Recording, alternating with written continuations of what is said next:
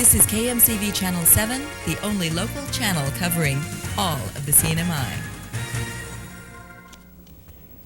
You're just in time for KMCV News. Here's a quick look at what's coming your way in the next half hour. Say hello to new tax codes. The finance director talks about the proposed system, which will affect all of us. And the Tinian Health Center struggles with more cases and dwindling budgets. We'll examine how that's affecting patient care there. And there was big action at the San Vicente baseball field. The Little League battles between the Padres and the Angels.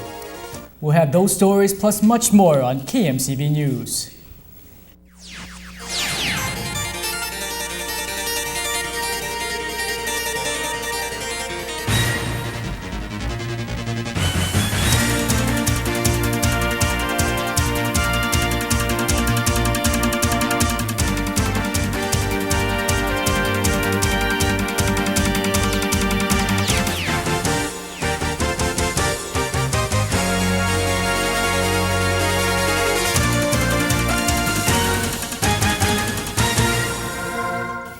Buenas noches para todos hamzu tata saipan luta zan Tinian Guahusi Carlata de Leon Guerrero. Good evening and welcome to another week of news right here on KMCV. I'm Glenn Wakai. We'll have weather and sports in just a few minutes. But first, at the top of our cast this evening. NMI leaders want to send Lieutenant Governor Benjamin Manglona to Washington, D.C. on May 4th, armed with substantive legislation that shows good faith in addressing U.S. congressional concerns. Several weeks ago, the governor signed an ethics bill into law. Last week, the Senate passed a minimum wage bill, an alien labor bill, and a safety in the workplace bill. Now the push for tax reform has begun in earnest.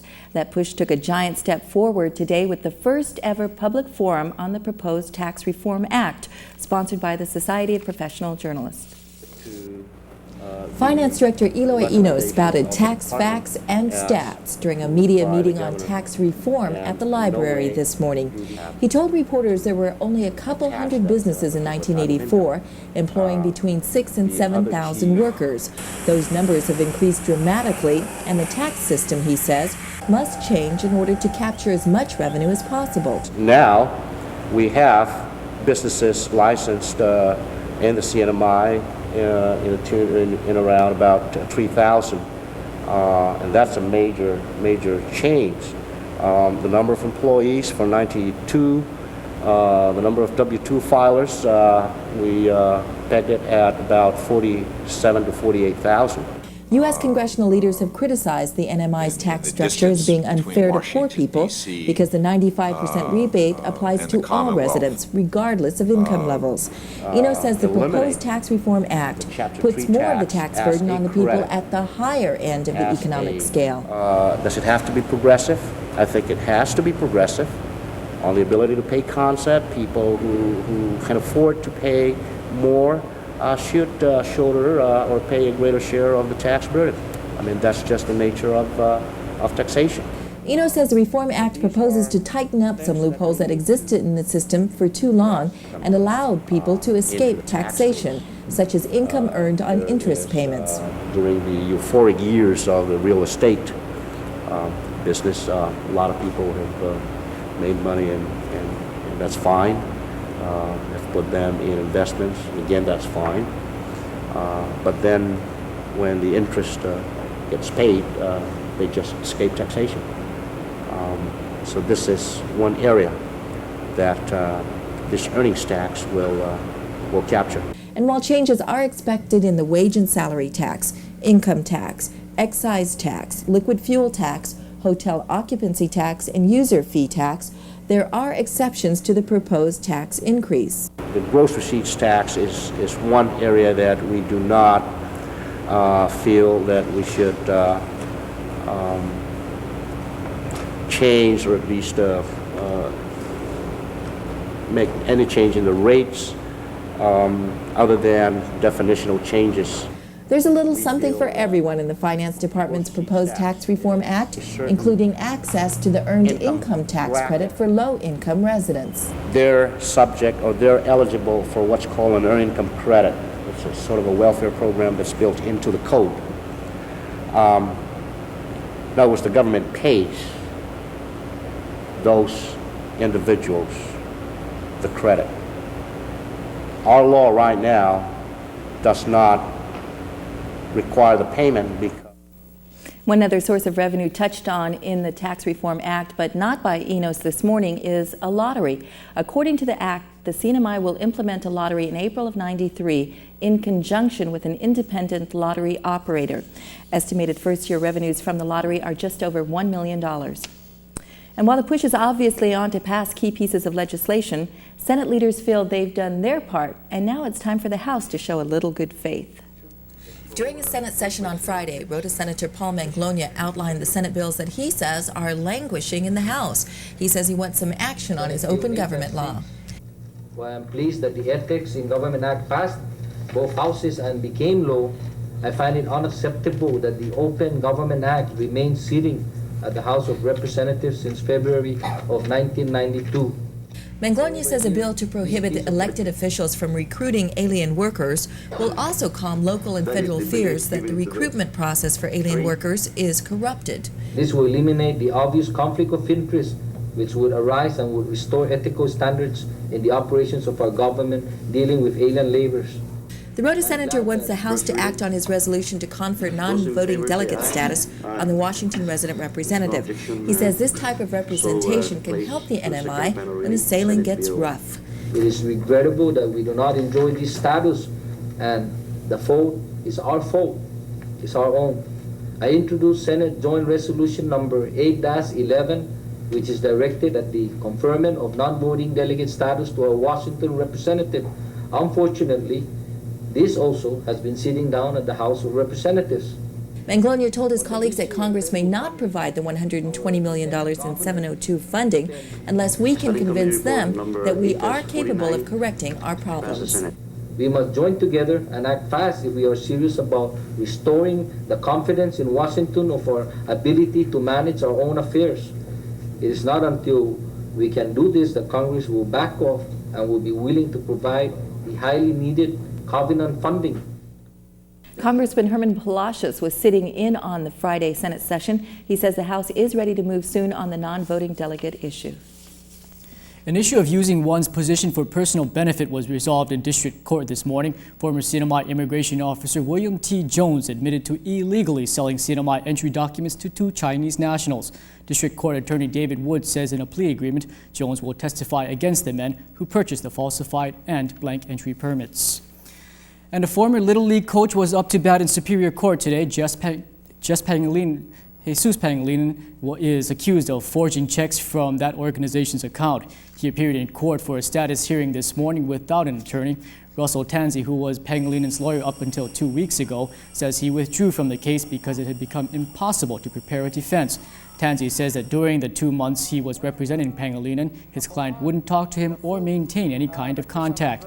To date, Pangilinan has not replaced Tansey with another lawyer. Judge Marty Taylor told Pangilinan that he must find a new attorney because his trial is still set for May 10th.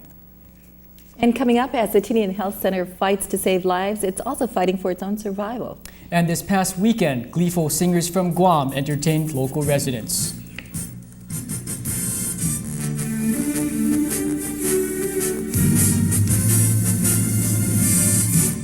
Healthcare is one of the most expensive line items in the CNMI budget. In 1989, healthcare cost the government $14 million. In 1992, it was $35 million, a 150% increase. Nanette Miranda talked with 3 of the 4 gubernatorial candidates to see how each one will be handling this pressing issue in the upcoming election. She files this report. The CNMI faces the same kind of healthcare issues as the U.S. mainland. Spiraling medical costs and unequal accessibility are at the top of that list. There are many ideas on how to improve the situation, but no matter which one of them is on the table, gubernatorial candidate Juan Babauta says they all signify changing the way healthcare is today. You automatically create a dichotomy in the community. You see the paying public go to the private sector, and then you end up with a non-paying innocent population going to the hospital. And it's the same people who goes to the private sector out of their tax money who subsidize the healthcare at the hospital. So either way, we pay for it. So why not pull all our resources together into one basket and pay for healthcare out of one program? Healthcare reform will be as important to this year's race for the governor's seat as it was to President Bill Clinton's campaign to the White House. Babauta supports Commerce and Labor's proposal for mandatory health care, a plan which requires workers to pay part of the insurance costs. Senate President Juan Demapan, another gubernatorial candidate, also wants everyone to pitch in to share in the responsibility. To me, I think the cost of health coverage for the aliens this time is very, very small. I think that has to be raised a little bit, but the employer should carry maybe a good portion of the burden. On the other hand, Governor Larry Guerrero, who is running for re-election, says that recommendation is too burdensome for employees. It's going to be hard. It's going to be hard for any employees that can hardly afford, and some of these employees, I must say that they can perhaps they're barely meet the minimum wage, and it's going to be hard for them to do that. Governor would prefer to see most of the burden fall on business. The Clinton administration is due to release its health care reform package next month. Perhaps the CNMI can look at that proposal for more possible solutions. In Lower Navy Hill, Nanette Miranda for KMCV News. The Democratic candidate for governor, Froilan Tenorio, declined to express his views on health care. The legislature continues to put a Band-Aid over a serious wound at the Tinian Health Center. For years, the facility has faced budgetary shortfalls, and the problem is only getting worse. This year, the Tinian Health Center is requesting about $2.1 million. If the past is any indication, that request will be drastically reduced. The lure of Tinian's homesteads is attracting a number of transplants. Tinian Health Center resident administrator Carmen Farrell says the influx has put a strain on the center's services. And when they return to the island, they bring along their husband or their wives and their children or their uncle and their brothers and the sisters, And this has increased the population of Tinian in the last 36 months. That has translated into a huge increase in patients treated. In 1989, about 700 cases were handled. In 1992, that number skyrocketed to 9,000. The budget has not increased. As a matter of fact, it just decreases in the last 3 years, The Tinian Health Center can't handle more than 2 emergency situations at one time. Farrell says it takes over an hour to refer residents to Saipan. That's a huge sacrifice when time is of the essence. Sooner or later, something's going to happen. And I hope that it's nothing drastic to the point where it's gonna jeopardize a patient's care. When a person is bleeding to death, you cannot say, okay, wait, because we're gonna transfer you to Saipan. You gotta give the initial care. Farrell says healthcare should be the Commonwealth's top priority, but each year she says the Tinian Health Center's budget request is shot down by politicians who point to a slumping economy. We can take care of our roads later on. We can take care of our park later on. But we cannot tell the patients to wait until after the economy increases, to take care of them. As the fiscal year 93 budget awaits passage in the Senate, Farrell hopes lawmakers will be sympathetic to Tinian's needs. In regional news now, it will take a bit longer for Palau to smooth out its roads. Federal officials have halted road work on Babaldap, the largest island in the Republic. U.S. representatives will converge on Palau this Wednesday to discuss environmental requirements for this project. In a letter to President Kuniwo Nakamura, Acting Assistant Secretary for the Office of Territorial and International Affairs, Ruth Van Cleve, said she plans to work with Palau in order to allow the construction to proceed expeditiously.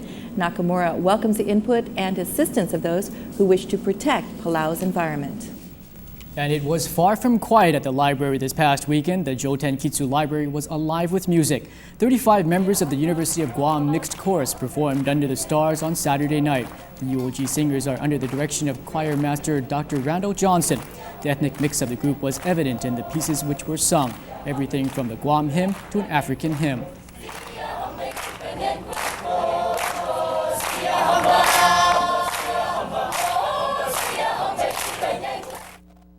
The UOG choir has developed a strong reputation on Guam and say they hope to build a following through future trips to Saipan. And joining me now is a man with a great voice, Longshot Willie. And what's going on in the sports world? Oh, yeah, that voice. Caught you by surprise there, huh? You'll hear that on our promo later, I guess. Yes, we have the top 10 plays of the week in the NBA. And guess who's number 1? MJ. And also Michael Jordan and the Chicago Bulls. Can they get the 3rd ring?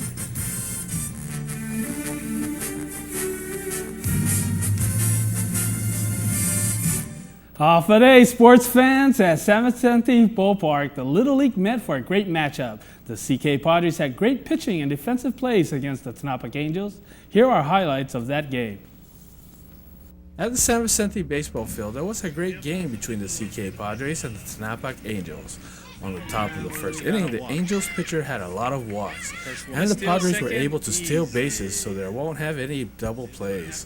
The Angels made errors by throwing wildly and runs came in. In the first inning, the Padres had scored 4 runs.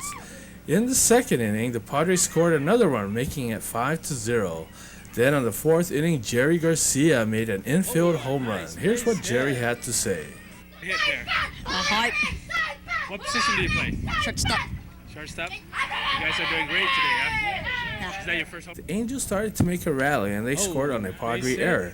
Then they started hitting. There was a double that scored 2 RBIs. The final score was Padres 7, Angels 3. We started 60 years ago, here at a little store in Chalankanoa. Over the years, we've grown. And while the buildings and faces may have changed, our commitment to this community and our customers hasn't, and it never will. While we celebrate 6 decades of business, we'd like to say a special thank you from the Joe 10 Group of Companies. Celebrate with us this May. Eligible purchases can qualify you to win a Yamaha all-terrain vehicle. See store for details. The Joe 10 Group thanks you for 60 years. Did you see that dog on pond? I know, that was great. Where did it It's come great from? footage. It looks like we're going to have great weather for this evening, and it's good for the La Fiesta San Roque Shopping Plaza as they celebrate their grand opening. Many new stores have come aboard to celebrate. Tropical Plaza Limited is having an all-out affair tonight. It will be open to the public at 8 o'clock. Be sure to be there. You can enjoy laser shows and lots of dancing. And before we go, we'd also like to send our prayers and best wishes to Miss CNMI Universe, Vicky Tadella, who left tonight to represent us at the Miss Universe pageant in May in Mexico City. Good luck, Vic. Yeah, and that's all the time we have tonight. On behalf of the entire KMCV News team, thanks for joining us, and we'll see you again tomorrow night. Good night. Good night. Just